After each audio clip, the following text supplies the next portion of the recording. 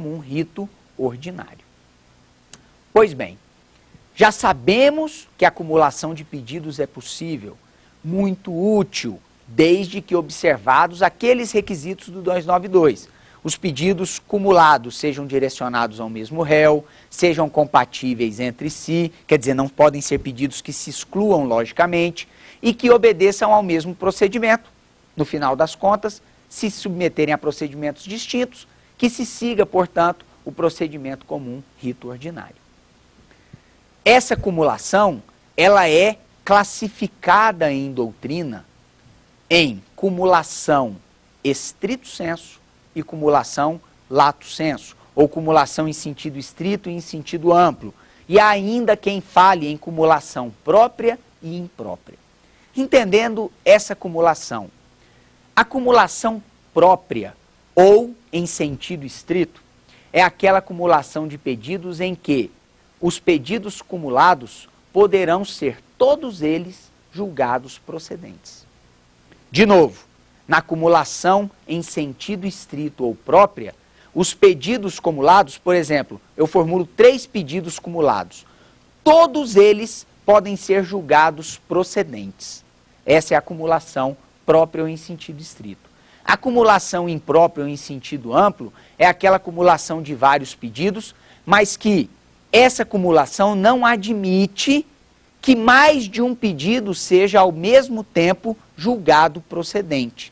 Então, a em sentido estrito admite a procedência simultânea de vários pedidos e a sentido amplo não admite essa cumulação. E agora sim, a parte mais importante sobre a técnica de cumulação, os seus tipos. Primeiro, nós podemos ter acumulação que é conhecida como cumulação simples. Como é que se faz uma cumulação simples? Por exemplo, nós fazemos 2 pedidos e esses 2 pedidos podem ser ambos julgados procedentes, um procedente e o outro improcedente, ou ainda ambos podem ser julgados improcedentes. Vejam que não há vínculo de prejudicialidade na acumulação simples. A acumulação simples, ela seria, portanto, um tipo de cumulação em sentido estrito ou um tipo de cumulação própria. Exemplo excelente, a acumulação do dano moral com o dano material. Pode o juiz conceder o dano moral e não conceder o material? Pode o juiz conceder o material e não conceder o moral? Pode o juiz julgar procedente os dois, assim como pode o juiz julgar improcedente ambos. Essa é uma típica acumulação simples. Nós temos ainda a acumulação conhecida como cumulação sucessiva. Essa acumulação sucessiva ocorre vínculo de prejudicialidade e ligação entre os pedidos. Como que ela funciona? Eu faço um primeiro pedido e em função do primeiro pedido eu venho e faço outro pedido. Notem bem que interessante. O segundo pleito só será analisado pelo juiz se o primeiro pedido for acolhido. Por exemplo, eu ingresso com uma ação e faço um pedido de rescisão de contrato. E, em função da rescisão do contrato, eu peço uma indenização. Notem, nós temos pedidos cumulados. Rescisão e indenização. Agora, o juiz só me concederá a indenização se antes ele me conceder a rescisão. Se o juiz chegar à conclusão que o contrato não merece ser rescindido, ele nem avançará sobre o pedido indenizatório. Nessa acumulação sucessiva, o que nós percebemos? Que a procedência do segundo, melhor, a análise e procedência do segundo pedido tem por pressuposto a análise e procedência do primeiro. E nós temos ainda outro tipo de acumulação, que é a acumulação chamada eventual. Essa de uma utilidade prática enorme. Como é que funciona a acumulação eventual de pedidos? Formula-se um primeiro pedido, que é aquele que a parte realmente almeja. Mas formulam-se outros tantos pedidos cumulados, degradados, por assim dizer, com relação ao primeiro, para que o juiz vá examinando esses pedidos de acordo com a improcedência dos anteriores. Ficou complicado? Um exemplo irá demonstrar isso de maneira bastante tranquila. Imaginemos que o meu pedido seja que o juiz me conceda um avião. Esse é o meu pedido principal. Viu, pessoal? Eu quero um avião. Só que pode acontecer do juiz entender que eu não tenho direito a um avião. Aí eu faço então a acumulação eventual. Caso Vossa Excelência entenda que a parte não tem direito ao avião, que conceda um ônibus. E o que pode acontecer? Pode acontecer do juiz entender que a parte também não tem direito ao ônibus. Eu continuo fazendo aquela acumulação degradada, como eu falei. Se Vossa Excelência entender que a parte não tem direito ao ônibus, que conceda um carro, uma moto, um triciclo, uma bicicleta, um skate. Ou seja, na acumulação eventual, qual é a regra? O juiz só examina o próximo pedido se antes ele julgar o pedido anterior improcedente. E aqui é importante a gente diferenciar bem a acumulação sucessiva da acumulação eventual. A acumulação do tipo sucessiva, a análise do próximo pedido depende da análise e do acolhimento do pedido que antecede.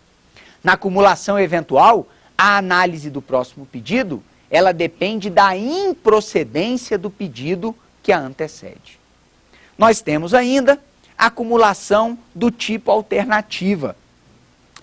A acumulação do tipo alternativa é aquela em que o autor defere ao réu a possibilidade de cumprir a obrigação de uma maneira ou de outra. Liga-se, portanto, a acumulação alternativa às obrigações do tipo alternativa. E o conceito de obrigação alternativa não pertence ao direito processual. O conceito de obrigação alternativa, ele pertence sim à seara do direito material. Está lá no direito das obrigações. Está lá no Código Civil, portanto. Detalhe interessante que quanto ao pedido alternativo, há doutrinadores que sequer consideram esse um tipo de acumulação. Justamente porque o cumprimento ou a procedência será para cumprir a obrigação de um ou de outro modo. Finalmente, uma dica sobre valor da causa. Dica número 1, pessoal. Toda e qualquer causa tem um valor. Toda e qualquer demanda deve ser colocado lá na petição inicial, portanto, um valor da causa. Acontece de as pessoas terem certa dificuldade para tratarem sobre o valor da causa, para chegar a um valor. E aí eu deixo vocês, sobre o valor da causa, com uma regra importante. Regra de ouro sobre o valor da causa. O valor da causa deve corresponder ao valor do benefício econômico pretendido pelo autor da demanda. Então, se discute numa demanda a propriedade de um apartamento, o valor da causa deve ser o valor do apartamento.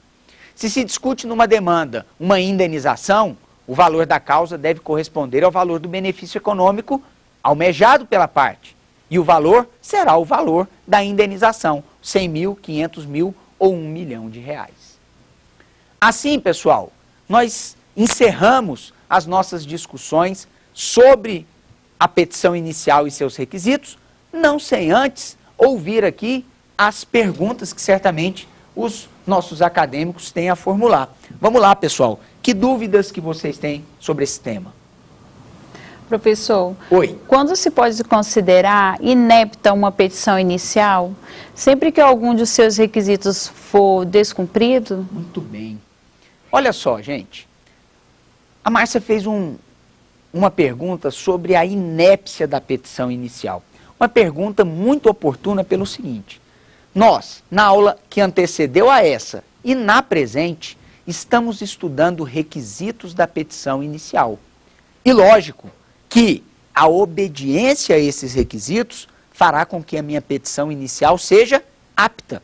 E se ela é apta, ela vai ser deferida e o juiz vai determinar então a citação do réu para o oferecimento de resposta. A pergunta dela é, professor, sempre que houver o descumprimento de um dos requisitos do 282, a petição inicial será necessariamente inepta? Não. Existem vícios processuais, que ensejam a inépcia da petição.